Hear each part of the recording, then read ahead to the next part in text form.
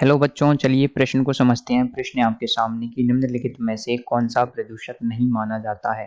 पहला विकल्प है NO2 नाइट्रोजन डाइऑक्साइड गैस, दूसरा विकल्प है कार्बन डाइऑक्साइड गैस, तीसरा विकल्प है ओजोन गैस, चौथा विकल्प है हाइड्रोकार्बन।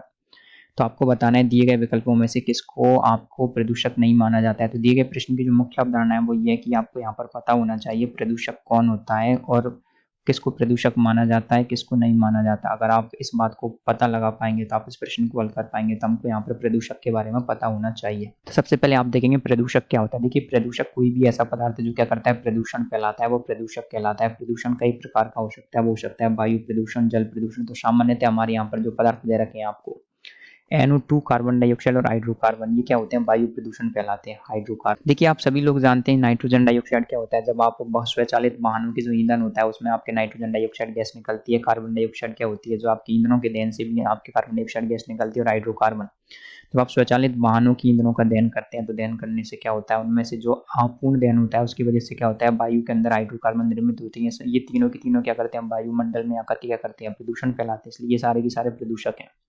लेकिन ओजोन एक गैस है। ओजोन आप सभी लोग जानते हैं, ओजोन परत हमारी पृथ्वी को क्या करती है, पराबैंगनी किरणों से बचाती है, यूवी रेस से बचाती है। तो ओजोन तो ऑलरेडी हमारी पृथ्वी पर पहले से ही है, कई सालों से, हजारों सालों से। अगर ये प्रदूषक होती तो हमारी पृथ्वी पर जीवन संभव नहीं हो पाता। तो ओजोन ओजोन तो ऑलरेडी हमारी पृथ्वी पर पाई जाती है ओजोन परत के रूप में। तो ओजोन क्या होती है, प्रदूषक नहीं होती, ये होती है नॉन प्रदूषक।